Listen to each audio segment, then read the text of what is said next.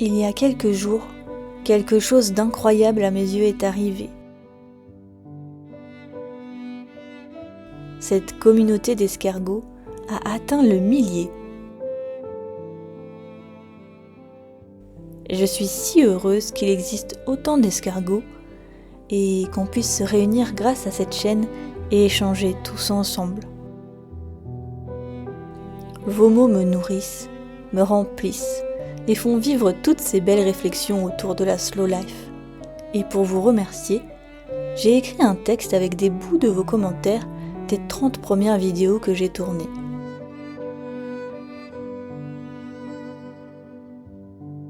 Dans la méditation bouddhiste, on dit qu'il faut d'abord être avec ce qui est, puis être en accord avec ce qui est, pour enfin être ce qui est.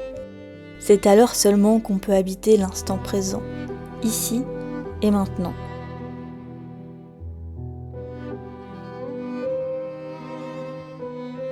Dans la lenteur, en pleine conscience, nous ne faisons qu'un avec ce qui est. On dit d'ailleurs que la lenteur est la vitesse idéale pour habiter le présent. Et la vie peut être belle lorsque l'on prend le temps de s'arrêter quelques instants.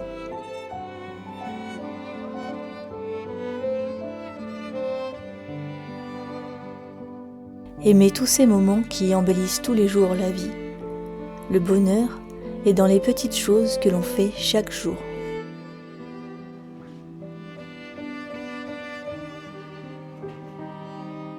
C'est important d'agrémenter sa vie avec ce que l'on a envie de voir vivre. En s'écoutant, la vie s'enchante, on s'émerveille et on sent qu'on prend les décisions justes pour soi et pour les autres. Le bonheur est dans la paix et la communion des différentes parts qui nous composent.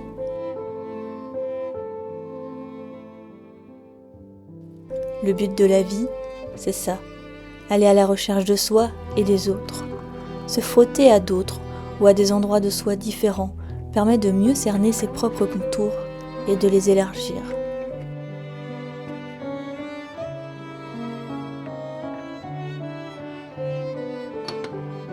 On ne peut vivre sans amour, comme on ne peut vivre sans eau, seulement il faut arriver à le voir partout où il s'exprime. Ça demande d'être modeste et d'avoir le regard exercé. Il y a en fait tant de moments de grâce à se donner et à offrir à l'autre quand on est soi-même plein.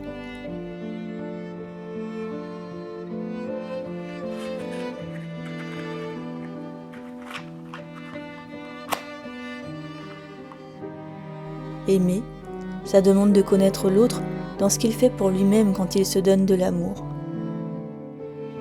Se donner de l'amour, c'est avant tout s'accepter comme nous sommes, afin de le transmettre autour de nous.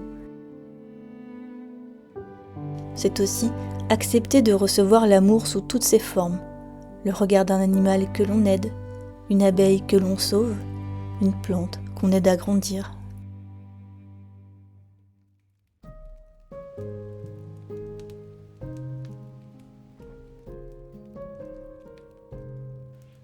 C'est aussi savoir s'écouter et regarder le film de notre vie avec un grand sourire.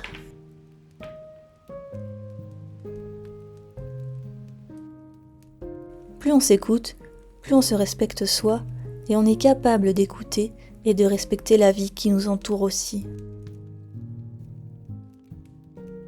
Cette écoute est source de sagesse.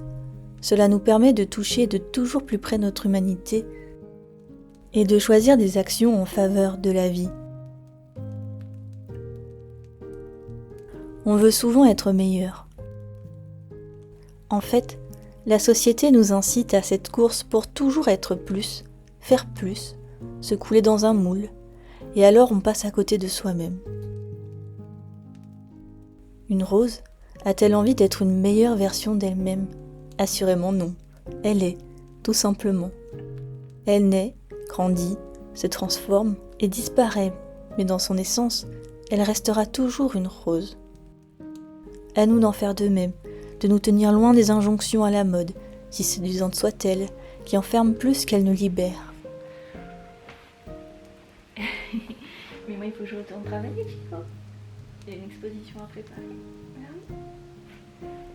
On fera des caresses ce soir.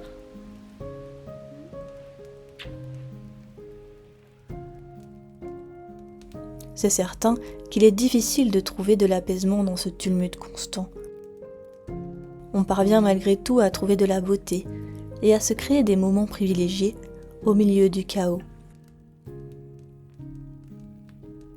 C'est sûr, c'est difficile de sortir d'une envie de productivité, même si ça fait beaucoup de bien de prendre le temps de ne rien faire. Ralentir permet d'être plus rapide avec un esprit plus clair. L'être humain brûle de voir son rythme accélérer de force, d'où le mot burn-out. Notre désir de contrôle est une illusion.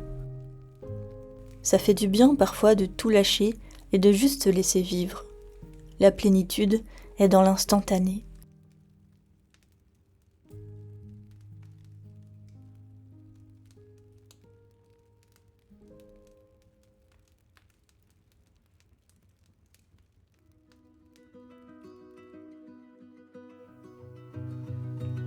La slow life permet de revenir se poser telle une méditation pour accueillir les meilleures solutions aux obstacles qui se présentent, telle une conversation avec son âme, avec l'univers. S'offrir du temps de qualité, quel précieux cadeau à soi-même. Regarder le temps qui passe comme s'il pouvait soudainement être visible. Et c'est vrai, il l'est, par la couleur du ciel et les ombres qui s'étirent. On a perdu cette sensibilité aux variations de lumière, au parfum des fleurs qui changent en fonction de la journée. Et vivre sans horloge aussi permet de se repérer tout autrement, comme les premiers hommes. Nous redevenons humains. Tant qu'on n'est pas en escargot, on n'est pas libéré d'une pression d'efficacité et de résultats qui nous empêche d'observer le monde tel qu'il est. Parce que tant que nous ne sommes pas un escargot, nous sommes trop occupés à nous observer nous-mêmes comme un objet qui fait son chemin dans le labyrinthe mental qu'on a créé en superposition du monde. Une fois escargot, nous avons la liberté de devenir le sujet de notre vie. On est tous différents. Fonctionner autrement ne veut pas dire que nous sommes anormaux. Nous sommes là où nous devons être, avec notre état, nos qualités et défauts. Mais ce qui compte, c'est de se respecter tel que nous sommes, car tout est parfait.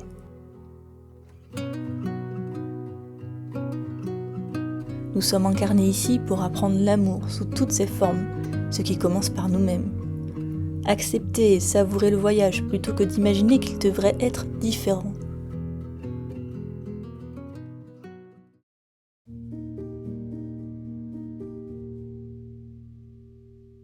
Être le personnage principal de sa propre vie relève d'un ajustement permanent pour ne pas s'oublier, s'autoriser à sortir du mode pilote automatique. Accueillir ce qui est à accueillir et grandir avec le temps, avec ce qui nous arrive au moment où ça nous arrive. Cesser de s'angoisser à l'avance pour des choses qui ne sont pas arrivées ou qui n'arriveront pas. Aller au rythme de la vie, revenir à son essence, à sa nature originelle, comme la rose qui est dans son essence du début à la fin de sa vie.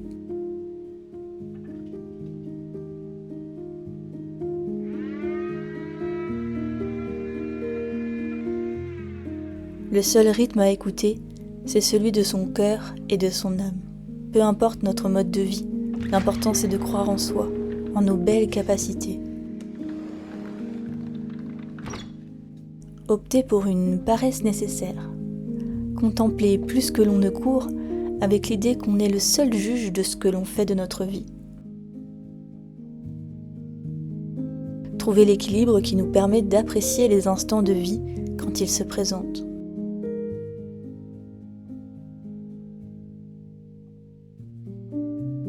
qu'il est doux et vital de ralentir et de simplifier sa vie. Il n'y a pas de mode d'emploi. C'est peut-être le plus important à comprendre, mais ça demande beaucoup de lâcher prise. Il faut réussir à trouver du réconfort dans le vide laissé par nos anciens apprentissages.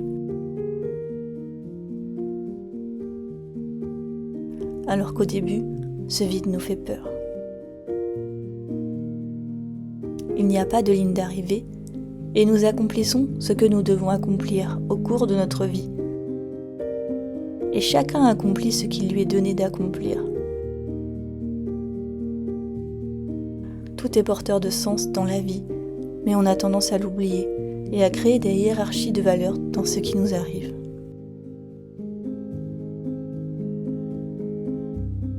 La prise de conscience n'est que la première étape.